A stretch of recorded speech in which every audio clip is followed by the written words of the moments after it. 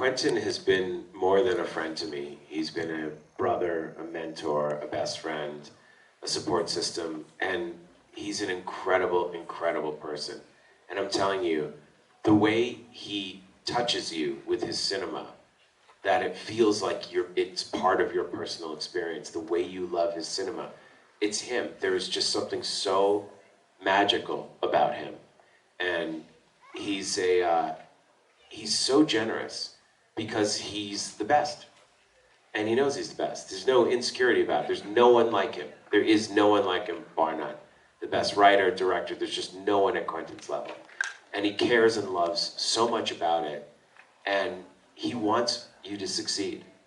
And he wants you to be better. And he saw Cabin Fever 20 years ago, and we became friends from it. And he read Hostel, and he said, I think you can do better. I think you're cheating here. And he made me write another version of the movie and fix the end. I brought him into the edit, and he's like, this can be better. You can take out 10 minutes. I'm like, why? He goes, you can cut here and cut. And I'm, oh, you're right, we can take out. He's like, it's so good, you're almost there, just take that out. And then with Inglourious Basterds, you know, because I'm Jewish, I could really talk to him when he's writing.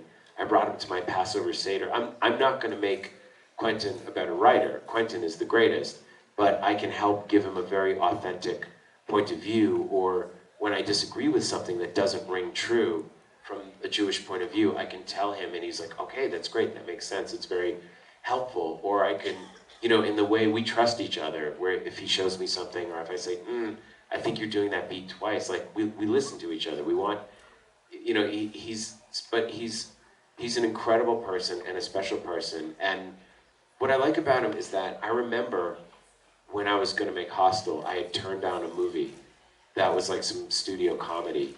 And they offered me like more money than I had ever seen in my entire life. It would have changed my life. And I said no, because it didn't feel right. I didn't know how to make it good. And he's like, no, that you did the right thing. He's like, what are your other ideas? I go, well, I got this one idea. It's really fucked up. I don't know if anyone will see it. He's like, what? And I told him the idea for Hostel, and he said, that's the best idea I have heard in 10 years. I'm scared just thinking about it. You have to make that. I go, well, what if it's so crazy no one sees it? He goes, fuck it. Don't worry about opening weekend. Think about that weekend 15 years from now, if kids are still watching it at a sleepover, you know, daring each other to watch it. That's the only weekend that matters, is the weekend 15 years from now. He goes, Reservoir Dogs made no money, but after 15 years, it's a classic. Pulp Fiction did, Jackie Brown did. He goes, you can't control it. You have to make it for 15 years from now, if kids are still gonna watch it. And it's just the greatest advice, of making that, thinking that there's nothing else. You put everything into your movie. He's an incredible person, and I love him to death. I mean, I feel very lucky that I've got to know him in my lifetime. That's all I can say.